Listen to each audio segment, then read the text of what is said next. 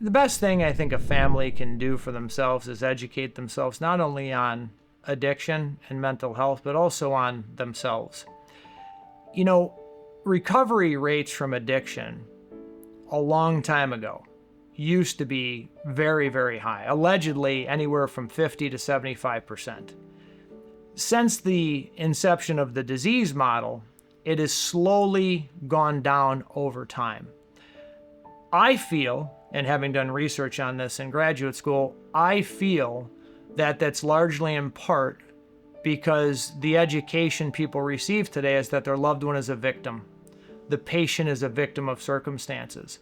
The family involvement doesn't matter. A lot of professionals today will actually encourage the patient to disconnect from their family and or cut them out of their treatment. The best education you can have is understanding that there is one undisputable science, and it's in the textbooks. And there's a lot of professionals that disagree with this, even though this is what they were taught. Until the consequences of a situation become greater than the benefits of the situation, people will not make a change. Enabling disables people from getting better. And families do not have to be stuck and wait for their loved one to want help and hit bottom.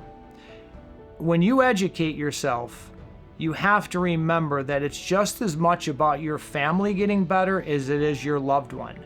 Waiting around for them to say they're ready while you're doing all the things that are preventing them from happening by way of enabling and codependency, or simply just not addressing the problem, is not fixing the problem.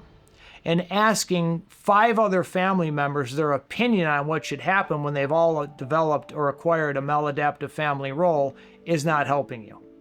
The education that we provide, the education that you need, is to know that the only people that need to be at an intervention are the ones who want to be there and the ones who have made the decision to do it. You don't need to be talked out of it by other family members. You've already gotten talked out of it long enough by the patient.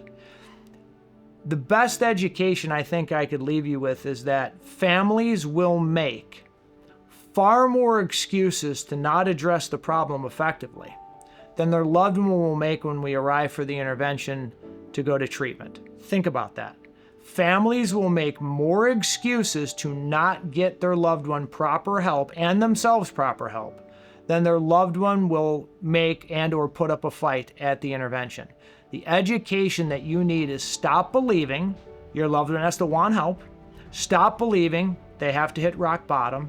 Stop believing all of the other family members with the acquired dysfunctional family role that are talking you out of it.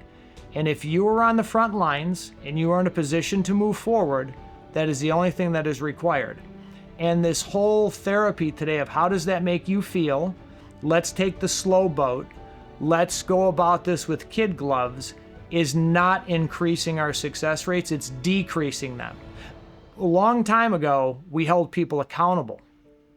We didn't see them as victims. Today, there's less of that, and our numbers reflect that. Education, empower yourself to know that you don't have to live this way anymore. Even if your loved one wants to live this way, you, as a family, do not have to.